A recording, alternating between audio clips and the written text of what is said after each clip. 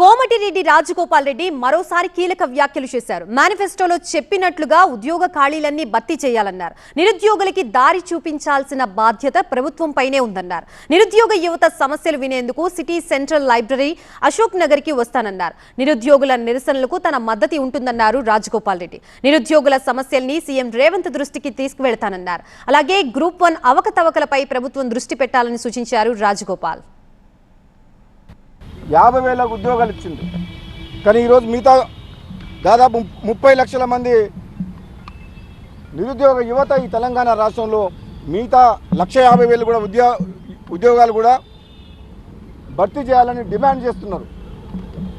కాబట్టి నేను అందరికీ కూడా చెప్తున్నా, ఈరోజు నిరుద్యోగ యువకులకు మీరు ప్రత్యేకంగా నన్ను ఆహ్వానించడం వల్ల ఈరోజు మీకు ఒక అండగా ఉంటందుకు, ఒక శాసనసభ్యునిగా కాంగ్రెస్ పార్టీ ఎమ్మెల్యేగా కూడా మీకు హామీ ఇస్తందుకు మీరు అధైర్యపడొద్దు. మీకోసం, మీరు కన్న కలల కోసం, మీ ఆకాంక్షల కోసం, యువత యొక్క ఆశయాల కోసం మీతో తోడుంటా, మీ వెనకాల ఉంటా, మీ ముందుంటా అని చెప్పి మీకు ఒక మాట ఇస్తందుకు, ఒక అన్నగా మీ అందరికి ఒక కుటుంబ సభ్యుల్లాగా నిరుద్యోగ యువకులందరికీ కూడా ఒక అండగా నేను మాటిస్తున్నా. మీకు ఆలస్యమైన మాట వాస్తవం.